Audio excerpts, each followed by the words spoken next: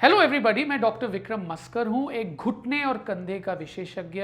और इस वीडियो में हम बात करेंगे आमतौर पे जिसको नॉकनीज है उसके मन में क्या क्या सवालात हैं, मतलब frequently asked questions, FAQs about नॉकनीज।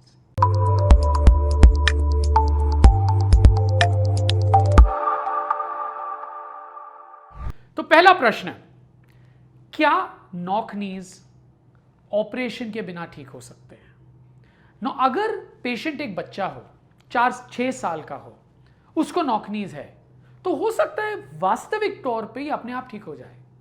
अगर है, आप वरिड हो, आपने विटामिन डी की टेस्ट की है और विटामिन डी बहुत कम आया है, अगर आप विटामिन डी की ट्रीटमेंट करोगे तो हो सकता है ये ऑटोमेटिकली ठीक हो जाए।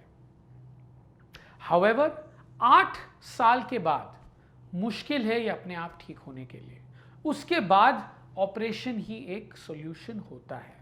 पर ये कोई इमरजेंसी ऑपरेशन नहीं है, ये तब किया जाता है जब सही टाइम हो ऑपरेशन करने के लिए। और सही टाइम वो है जब आप तैयार हो, जब बच्चे की हाइट वाइट काफ़ी ठीक ठाक हो जाए, तब करना सही है।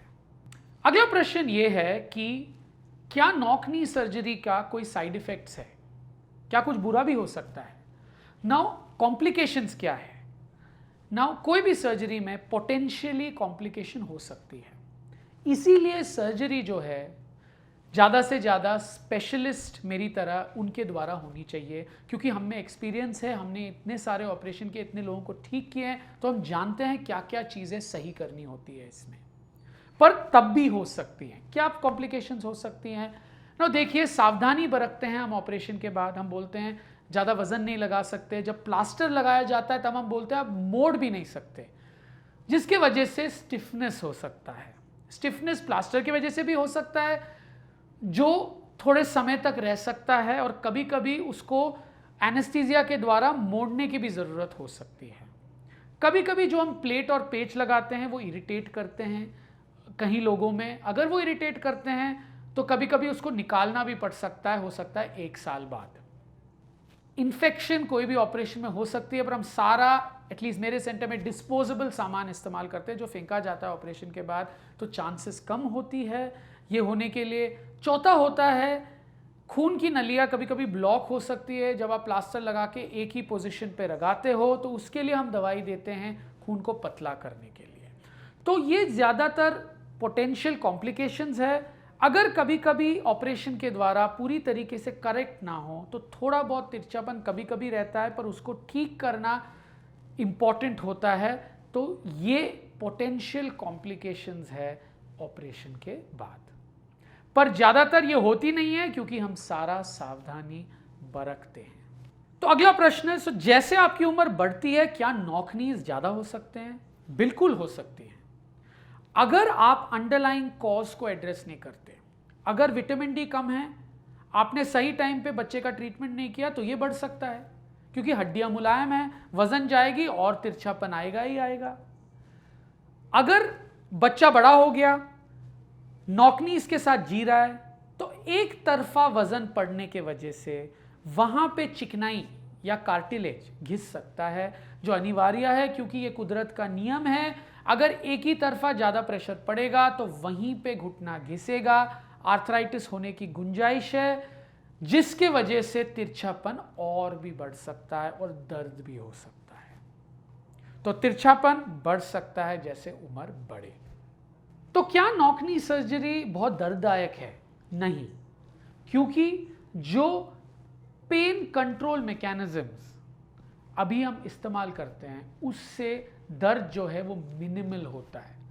अगर हम माने कि 10 सबसे ज़्यादा दर्द हो और 0 सबसे कम हो, तो ये तकरीबन 2 से 3 हो सकता है इनिशियली, जो तकरीबन 1 हफ्ते बाद 1 या 0 पे आ जाता है। दर्द हम कैसे कंट्रोल करते हैं? आपने देखा होगा पुराने ज़माने में अगर कोई लेडी की डिलीवरी हो तो हम टिपिकली देखते हैं कि लेडी चिल्ला रही है और बच्चा बाहर आ रहा है, क्योंकि वो बहुत दर्ददायक होता है।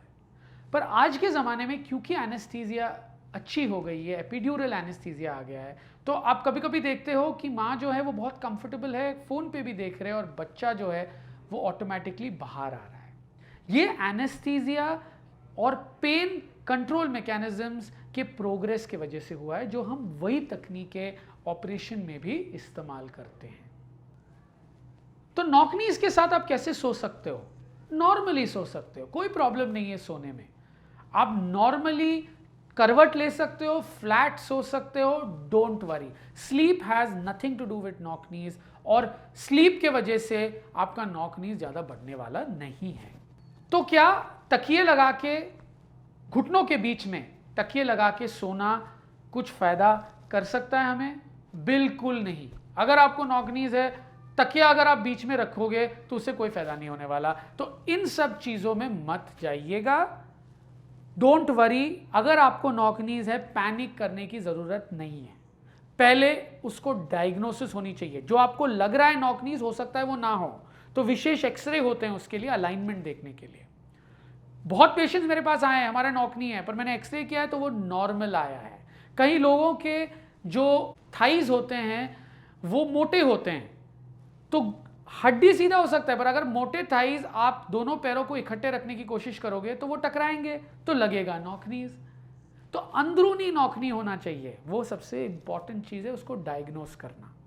डायग्नोसिस के बाद अगर नॉकनीज है, 1 डिग्री की तिरछापन है, थोड़ा बहुत तो आप छोड़ भी सकते हो, कुछ नहीं होगा। अगर ज्यादा हो तो उसको सही कराना इंपॉर्टेंट है, पर कोई इमरजेंसी नहीं है। जब आपको समय मिले, जब आप कन्विंस्ड हो, तब कराना अनिवार्य है। तो कौन सा एक्सरसाइज सबसे बढ़िया है नॉकनीज के लिए?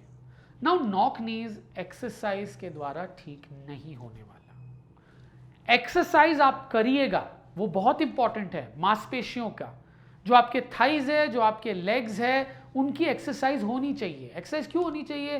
क्योंकि घुटनों के साथ साथ मांसपेशियां भी हमारे चलने में सहायता करती हैं।